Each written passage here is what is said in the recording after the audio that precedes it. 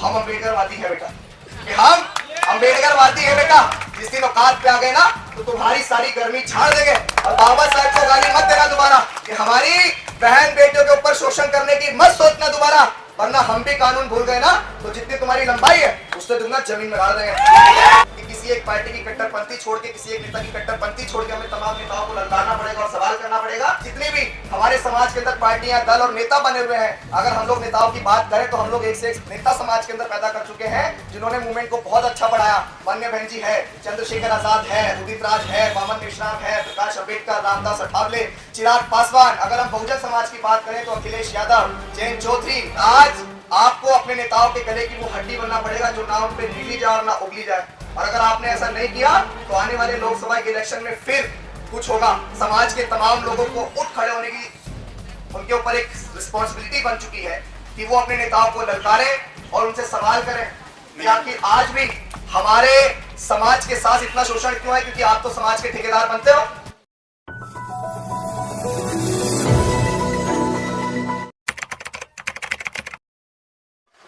मैं बहन डॉक्टर रितु को यहाँ एक बात कहना चाहता हूँ कि बहन डटी रहना, पीछे मत हटना, तुम्हारे भाई तुम्हारे साथ खड़े हैं।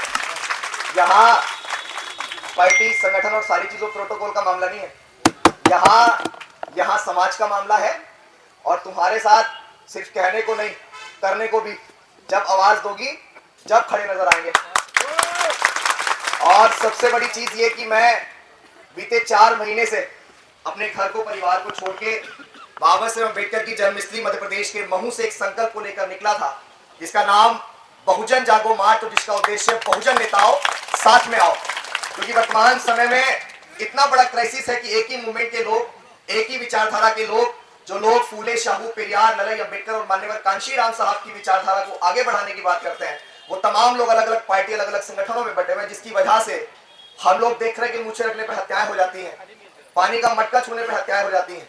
और दिल्ली, जिसको हम लोग भारत की राजधानी के नाम से जानते हैं, यहाँ हमारी बहन कितने दिनों से बैठी हुई है, लेकिन कोई भी चर्चा न नेशनल मीडिया में है और ना यहाँ समाज का कोई पॉलिटिकल लीडर पहुंचा। क्या पहुंचा? क्या नहीं पहुंचा ना? तो मैं आपसे भी कहना चाहता हूं इस मंच के माध्यम से कि आज समाज के तमाम लोगों को उठ खड़े होने की उनके ऊपर एक रिस्पॉन्सिबिलिटी बन चुकी है कि वो अपने नेताओं को ललकारें और उनसे सवाल करें कि आखिर आज भी हमारे समाज के साथ इतना शोषण क्यों है, क्योंकि आप तो समाज के ठेकेदार बनते हो।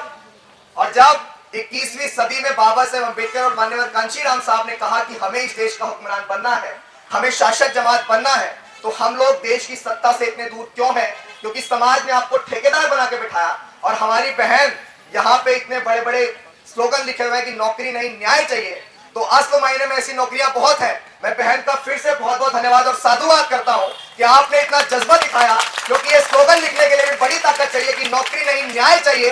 क्योंकि आज बाबा साहेब अम्बेडकर से मिले आरक्षण की वजह से, आरक्षण की मलाई चाट कर जितने लोगों को नौकरियां मिली है, वो तो अपने टीवी और बीवी में मस्त है।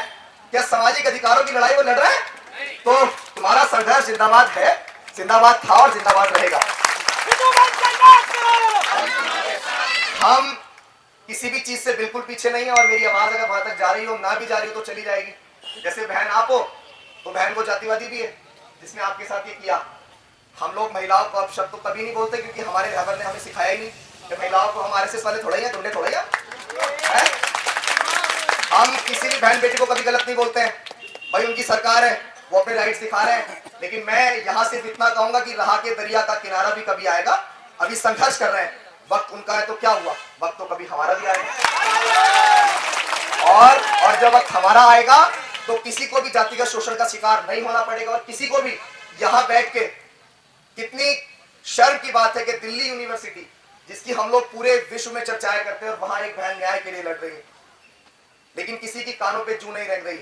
आप सबसे फिर निवेदन करूंगा कि आज समझ भी आ गया होगा कि किसी एक पार्टी की कट्टरपंथी छोड़ के, किसी एक नेता की कट्टरपंथी छोड़ के हमें तमाम नेताओं को ललकारना पड़ेगा और सवाल करना पड़ेगा। क्योंकि आने वाला लोकसभा का इलेक्शन, मैं बड़ी ईमानदारी से कह रहा हूं, मैं कोई पॉलिटिकल व्यक्ति नहीं हूं, ना मैं यहाँ कोई संगठन बनाने आज आया हूं, मैं सिर्फ लोगों को संगठित करने आया हूं। और जितनी भी हमारे समाज के अंदर पार्टियां, दल और नेता बने हुए हैं, अगर हम लोग नेताओं की बात करें तो हम लोग एक से एक नेता समाज के अंदर पैदा कर चुके हैं जिन्होंने मूवमेंट को बहुत अच्छा बढ़ाया। मान्य बहन जी है, चंद्रशेखर आजाद है, उदित राज है, वामन मेश्राम है, प्रकाश अम्बेडकर, रामदास अठावले, चिराग पासवान। अगर हम बहुजन समाज की बात करें तो अखिलेश यादव, जयंत चौधरी, बाबा साहेब अम्बेडकर ने और मान्यवर कांशीराम साहब ने जिनको बहुजन बताया, जाटव, वाल्मीकि, कोरी, कुर्मी, पासी, धोबी, थानू, कहीर, गडरिया, गुज्जर, जाट, नाई, यादव, तेली, कुमार, महार, डोम, पटेल, ये वो जमात है जिसको आज एकजुट होने की आवश्यकता है। और मैंने और हमारे तमाम साथियों ने पैदल मार्च करते हुए महू, इंदौर, देवास, सीहोर, सोनकच्छ, गैरतगंज, रायसेन, भोपाल, विदिशा, खुरई, ललितपुर, झांसी, डबरा, दतिया, ग्वालियर, मुरैना, धौलपुर, आगरा, हाथरस, अलीगढ़, औरैया, फिरोजाबाद, फिर उसके बाद बुलंदशहर, हापुड़, मेरठ, गाजियाबाद, तमाम जगह एक बड़ा क्राइसिस देखा कि जमीन पे हमारे कार्यकर्ता बिल्कुल एकजुट हैं। हमारे तमाम समाज के लोग ये चाहते हैं कि हमारे नेता एकजुट हो जाए, लेकिन नेताओं के कानों पे जू नहीं रह गई है। और मैं इस मंच से भी विश्वास दिलाता हूं, मैंने पहले भी कहा कि किसी को तो उठ खड़ा होना पड़ेगा, किसी को तो सवाल करना पड़ेगा। काफी लंबे समय से प्रयास कर रहे थे कि कोई तो निकल के आए जो अपने नेताओं को ललकारने का प्रयास करे कि संघर्ष अपनों के साथ है और अपनों के खिलाफ खड़े होने के लिए वाकई में बहुत दम चाहिए। हमने देख लिया वहां से यहां तक। और मैं आप सबके सामने विश्वास के साथ कहना चाहता हूं कि आपके साथ तो खड़े ही हैं। जो सामाजिक परिवर्तन की मुहिम मान्यवर कांशीराम साहब ने चलाई, उसके बाद व्यवस्था परिवर्तन की मुहिम, हम सिर्फ उसको बढ़ाने आए हैं और वो जब तक नहीं बढ़ सकती जब तक हमारे नेता एकजुट नहीं होंगे। आप लोग लिख के रख लो। और आज आपको अपने नेताओं के गले की वो हड्डी बनना पड़ेगा जो ना उन पे निगली जाए और ना उगली जाए। और अगर आपने ऐसा नहीं किया तो आने वाले लोकसभा के इलेक्शन में फिर कुछ होगा। और शायद बहुत सारे लोग, मैं यहां से क्या कहूं, किसी को तकलीफ तो ये होती है ना कि अपनों के खिलाफ बोले भी तो क्या, अपने लोगों के खिलाफ कितना बोले। क्या हमारी आबादी इस देश में सबसे ज्यादा दुख और तकलीफ इस बात की है कि आर्ट फैकल्टी दिल्ली जाम हो जाना चाहिए था, अब तक नहीं हुआ। हो जाना चाहिए था या नहीं हुआ, बताओ। दिल्ली जाम होना चाहिए था। क्या हमारी बहन के हौसले इतने कमजोर है कि वो सिर्फ आर्ट फैकल्टी के गेट पे सिकुड़ के रह गए? क्या हम लोग इतने कमजोर हैं? मैं तो अपने नेताओं को ललकारना चाहता हूं कि तमाम लोगों के प्रदर्शन होते हैं, तमाम लोग पहुंचते हैं, यहाँ क्यों नहीं आ रहे हैं? सही बात, क्यों नहीं पहुंच रहे हैं?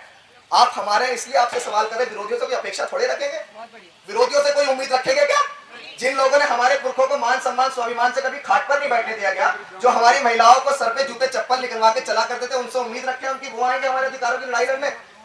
जब आपको आवश्यकता होती है बड़ी बड़ी रैली और कारवा करने की, तब तो शायद प्रोफेसर ऋतु और तमाम लोग याद आते होंगे, लेकिन आज याद नहीं आ रहे। क्यों?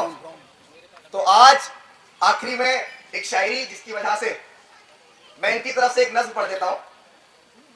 हो आपके सारी हदों से गुजर जाएंगे, हो मत समझना डराने से डर जाएंगे, हो मौत के नाम का खौफ देता है क्यों, मौत जिस रोज आएगी मर जाएंगे, हो मौत जिस रोज आएगी मर जाएंगे। हमें ऐसा बनना है कि हमको जालिम का तरफदार नहीं लिख सकते, कम से कम वो हमें लाचार नहीं लिख सकते, और जान हथेली पर लिए जो बोल रहे हैं सच, उसे इस देश के बिकाऊ अखबार नहीं लिख सकते। और बस आप डटी रहना, और हम लोग आपके साथ खड़े हैं जैसे भी है, जिस भी परिस्थिति में है। अब दिल्ली के अंदर आ चुके हैं और जब भी आप बुलाओगे खड़े नजर आएंगे। और वक्ता भी है, समय बहुत कम है। एक आखिरी में एक शायरी और उसके बाद अपनी बात को खत्म करेंगे।